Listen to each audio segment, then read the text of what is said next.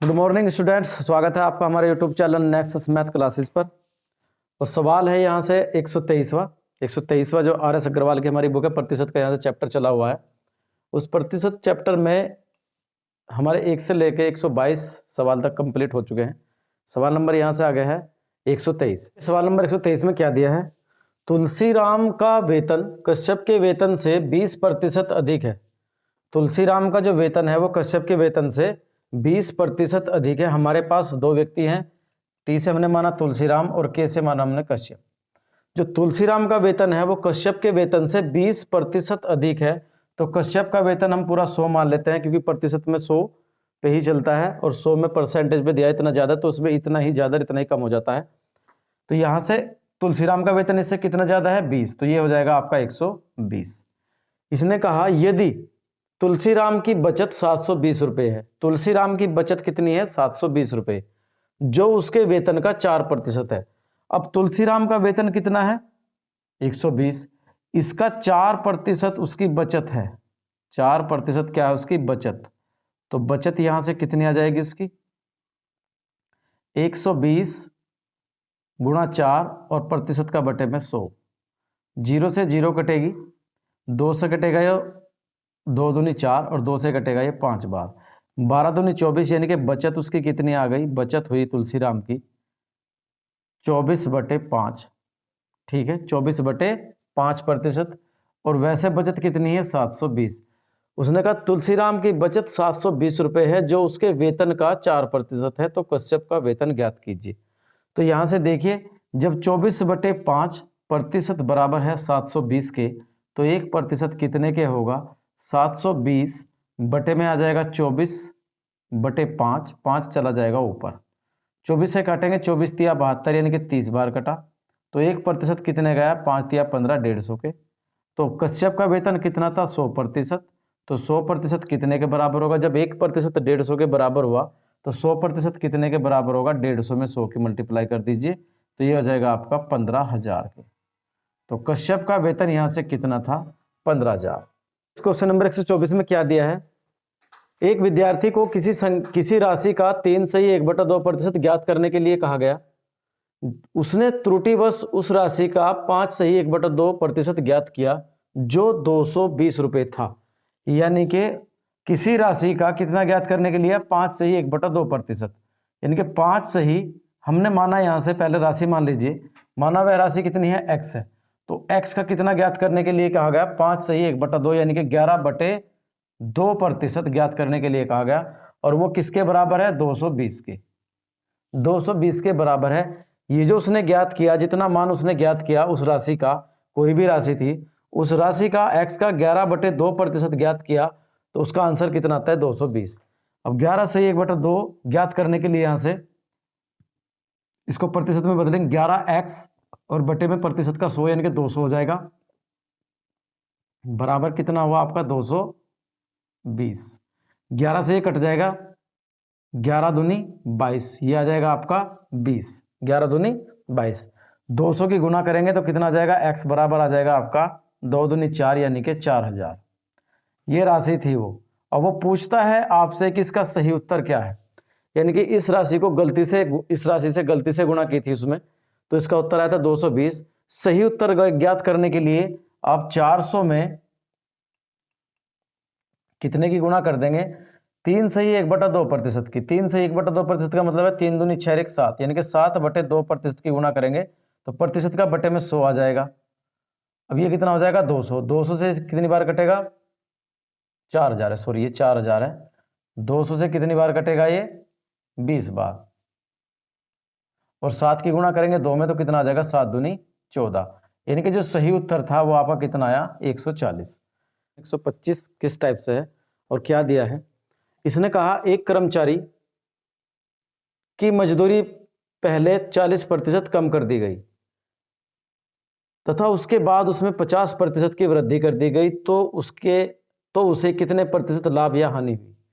अब ये समझ लीजिए, कर्मचारी की जो मजदूरी थी वो पूरी कितनी थी? 100%। यानी कि कर्मचारी की जो, जब इसमें प्रतिशत में वृद्धि और कमी देता है, तो आप उस चीज को 100 पे मानिए। 100% पूरा 100% वो चीज होती है, यानी कि मजदूरी पूरी 100% है। 100% में 40 की कमी करेगा तो पूरी 40 ही बैठेगी। इसमें सबसे पहले उसने क्या किया, पहले उसकी मजदूरी में कितनी कर दी, 40% की कमी। तो मजदूरी कहां पर पहुंची उसकी, 60 पर। फिर इसने कहा कि फिर उसके बाद उसमें क्या किया, 50% की वृद्धि। अब इसमें 50% की वृद्धि कर दी तो 60 का 50% कितना बैठेगा, 30। तो 60 में 30 जोड़ेंगे यानी कि इसमें वृद्धि हुई तो 90 पे पहुंची। अब देखिए 100 से लेकर 90 तक कितने की कमी आई उसमें, 10% की। तो इस हिसाब से मजदूरी में जो कर्मचारी है उसकी मजदूरी में कितने की कमी हुई, 10% की, यानी कि 10% की हानि हुई उसे। वो पूछ रहा था उसमें हानि हुई या लाभ हुआ, तो उसमें 10% की हानि हो गई उसे, क्योंकि मजदूरी जो थी उसकी 100% थी, पहले 40% कमी करी और फिर 50% बढ़ा दिया, तो मजदूरी उसकी 100 पे से कहाँ पहुंच गई, 90 पे। तो इसका मतलब क्या हुआ कि उसे क्या हुआ, हानि, 10% की उसे हानि हुई, क्योंकि 100% पे हानि प्रतिशत में निकालने की आवश्यकता नहीं, 100 पे जितने का जितना कम है उतने प्रतिशत की हानि हो जाती है। क्वेश्चन नंबर 126 में क्या दिया है, क्वेश्चन नंबर 126 इस टाइप से क्वेश्चन है, देखिए। किसी परीक्षा में ए व बी क्रमशः अधिकतम अंकों का 60% तथा 30% अंक प्राप्त करते हैं। अधिकतम अंकों का यानी कि अधिकतम अंक कितने होंगे, पूरे 100%। 100% में से इसने कितने किए, 60%, और इसने किए कितने, 30% अंक प्राप्त किए। इनके प्राप्तांक, इनके जितने भी इन्होंने प्राप्तांक किए थे उनका योग कितना है, 783 है। तो परीक्षा में पूर्णांक कितने, यानी कि टोटल परीक्षा कितने नंबरों की थी। अब देखिए ए ने कितने दिए और बी ने कितने लिए। ए ने लिए 60% और बी ने लिए कितने, 30%। यदि प्रतिशत में इनको जोड़ते हैं तो कितना हो जाएगा, 90%। और वैसे इनको जोड़ते हैं तो कितना आएगा, 783। यानी कि इनके जो प्राप्तांक हैं परसेंटेज में 90 हो गए, और वैसे दोनों के अंक अगर जोड़ते हैं संख्या में तो कितने हैं, 783। जब 90% 783 के, तो 1% कितने के बराबर होगा, 783/90। वो परीक्षा थी पूरी टोटल 100%, यानी कि पूरी परीक्षा थी, तो पूरी परीक्षा परिणाम में पूरी कितनी होगी, टोटल 100%। तो 100% परीक्षा यानी कि 100% कितने के बराबर होगा, 100% होगा 783/90, और मल्टीप्लाई यानी कि गुणा कर देंगे यहां से 100 की। 0 से 0 कट जाएगी, 9 से काटेंगे, 9 8 72, कितने बचे 6, और 9 7 63, 10 बचा, 10 की गुणा करेंगे तो कितना आ जाएगा, 870। यहां से ये आपकी जो परीक्षा थी पूर्णांक जो थे कितने थे, 870 नंबर का पूर्णांक था परीक्षा का। इनके पूरी परीक्षा 870 नंबर की थी। 27 किस टाइप से है, और 127 बड़ा ही मतलब अच्छा क्वेश्चन है और समझने लायक भी क्वेश्चन है। देखिए क्या दिया है, 1 से 70 तक की कितने प्रतिशत संख्याओं के वर्ग के अंत में 1 आता है। अब यहां से आपको 1 से लेकर 70 तक की ऐसी संख्याएं ढूंढनी है जिनका इकाई का अंक 1 हो, वर्ग के अंत में 1 आता हो, यानी कि उनका इकाई का अंक 1 हो। अब देखिए थोड़ा सा ध्यान से समझिए, सवाल बहुत आसान है, एकदम समझ में आएगा बहुत आसानी से। यदि हम संख्याओं का वर्ग करते हैं, 1 का वर्ग किया तो कितना आ जाएगा 1, 2 का वर्ग करेंगे तो कितना आ जाएगा 4, 3 का वर्ग करेंगे तो कितना आ जाएगा 9, 4 का वर्ग करेंगे तो कितना आ जाएगा 16, 5 का किया तो कितना आ गया 25, और 6 का वर्ग करेंगे तो कितना आ जाएगा 36, 7 का वर्ग करेंगे तो कितना आ जाएगा 49, 8 का वर्ग करेंगे तो कितना आ जाएगा 64, और 9 का वर्ग करेंगे तो कितना आ जाएगा 81, और 10 का वर्ग करेंगे तो यहाँ से कितना आ जाएगा 100। तो यहाँ से आपकी जो संख्याएं हैं 1 से लेकर 10 तक, और फिर 10 के बाद फिर इकाई का अंक कितना आ जाता है 1। तो जिसका इकाई का अंक 1 होगा, 1 तो उसमें 1 आएगा, ठीक है। एक संख्या तो आपकी होगी जिसमें इकाई का अंक कितना होगा 1, और एक संख्या होगी आपकी 9 जिसका इकाई का अंक 9 होगा, उसमें आएगा 1। तो 1 से लेकर 70 तक की ऐसी कितनी संख्या है जिनका इकाई का अंक 1 होगा जिसके वर्गों में। तो 1 तो 1 हुआ, इसके बाद कितना होगा 9, फिर कितना होगा 11, फिर कितना होगा 19, फिर कितना होगा 21, फिर कितना होगा 29, 29 के बाद कितना होगा 31, 31 के बाद कितना होगा 39, 39 के बाद कितना होगा 41, 41 फिर 49, और फिर 51, फिर यहाँ से आएगा आपका 59 यानी कि 59, और फिर आ जाएगा आपका 61, और फिर आएगा आपका 69, और फिर आएगा बस 70 तक है, 69 तक आ गए। तो ये संख्याएं गिन लीजिए कितनी है, 1 2 3 4 5 6 7 8 9 10 11 12 13 14, 14 ऐसी संख्याएं हैं। कितने में से कितनी संख्याएं टोटल, 70 संख्याओं में ऐसी संख्या है 14 जिनके इकाई का अंक वर्ग करने के बाद 1 आता है, और प्रतिशत निकालने के लिए कितना हो जाएगा 100। 0 से 0 कटी, 7 से कटेगा 2 बार, 7 दूनी 14, 10 दूनी 20% संख्याएं ऐसी हैं जिनका इकाई का अंक वर्ग कर दें तो इकाई का अंक कितना होगा 1। 128 में क्या दिया है, सोनू ने मोना से 10% अधिक निवेश किया। 10% अधिक निवेश किया तथा मोना ने रघु से 10% कम निवेश किया। अब यहां से देखिए, एक सोनू है और एक आपके मोना और एक है रघु। सोनू ने मोना से 10% अधिक निवेश किया और मोना ने रघु से 10% कम निवेश किया। आप यहां से रघु का मान लीजिए, आर से रघु हुआ, रघु का मान लीजिए उसने 100% निवेश किया और मोना ने रघु से कितना निवेश किया 10% कम, तो मोना का कितना हुआ 90। अब सोनू ने मोना से कितना निवेश किया ज्यादा 10%, तो 90 का 10% निकालिए कितना बैठेगा, 1%, 2 0 काटेगी तो 9 बैठा। 9 इससे ज्यादा निवेश किया तो 99 किया। इन तीनों को अगर जोड़ते हैं तो 289 आएगा।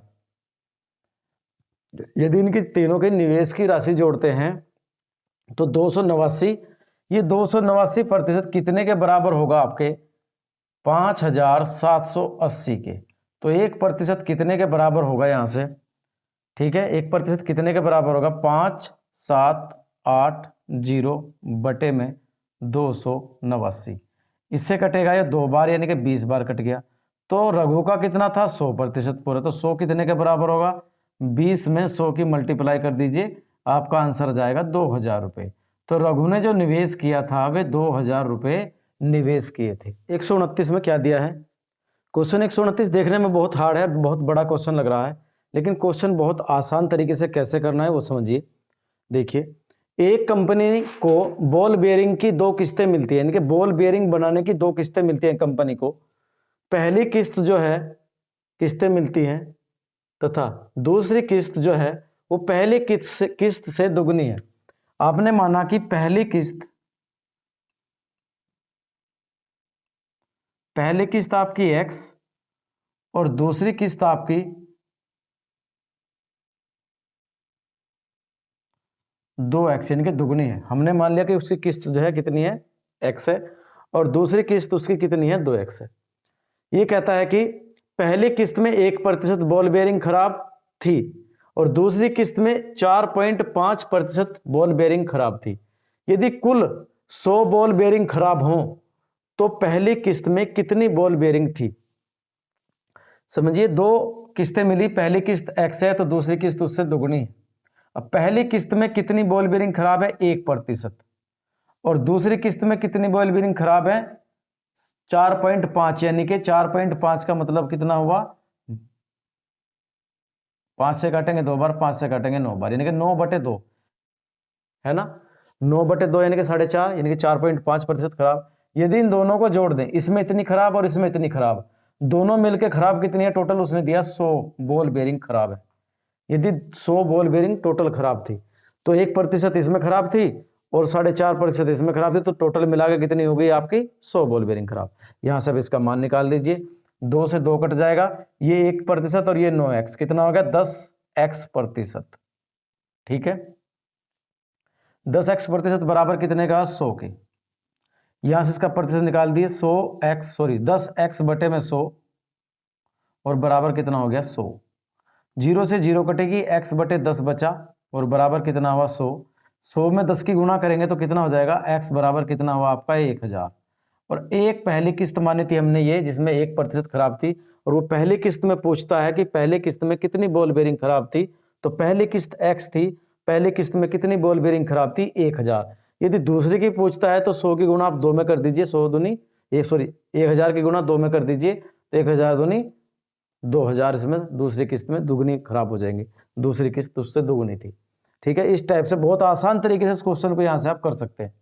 तो देखिए क्वेश्चन नंबर 130 में क्या दिया है, क्वेश्चन ये भी बहुत बेहतरीन है और बहुत अच्छा क्वेश्चन है। देखिए कैसे करना है, आसान कैसे करना है वो समझिए।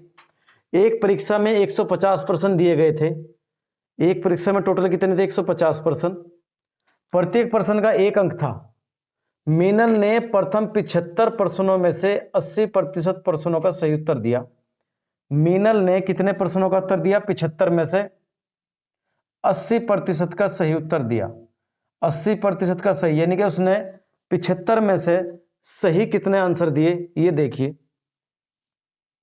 75 का 80% निकाल दीजिए आप, कितना बैठेगा? तो ये 75 और बटे में यही कर दीजिए आप 100, बटे में 100 आ जाएगा प्रतिशत का।